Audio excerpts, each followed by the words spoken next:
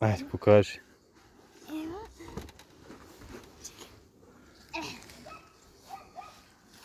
Ovo je u redu. Evo, sad ću ti ja pomoći malo. No, tako malo. Ajde, uzmi malo dimilicu, podimi tu gdje vidiš pčele.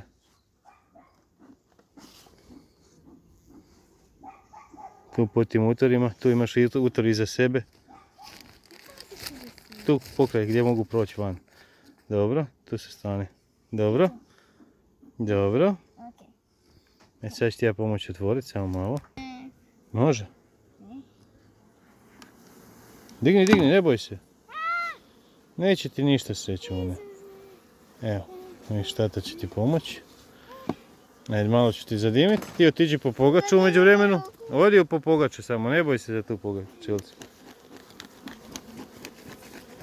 Ali onu što si skroz skinula najlon, tu donesi.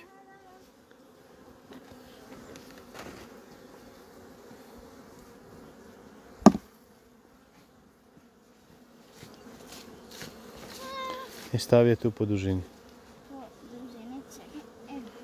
Ovo je čak najgora košnica, ja mislim. Znaš što ima pčela, a? Da! Koje idu van, tamo su bile unutra. Mi se ne žalski. Ajde, puši. Odi sad lijepo po drugi dio pogače, onaj cijeli, s najlonom.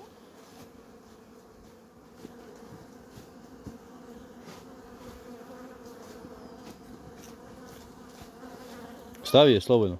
Kako, po dužini? Da. Okreni, tako da ti najlon ide na ovu stranu gdje je prazna košnica. Tako je to. I sad je primakni skroz na onu stranu. Tamo. Tu. Na tu stranu. Ovdje, tvoje je desno. Odi desno. Moje desno. Tako. To Miš. Bravo. U redu da... Jesi zadovoljna? Da? Da ovo malo podimim da pčelice uvijem. Možeš ako hoćeš, ali ne moraš. Ja ću malo pomoći ti pritisnuti pogaču. Evo, kad je dječje ruke hrane, već su na pogači.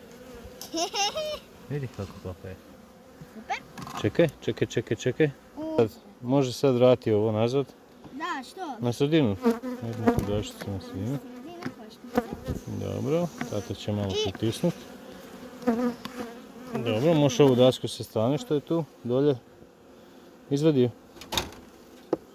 Vrati nju. Ne moraš tresti ništa, samo metni tu pokraj.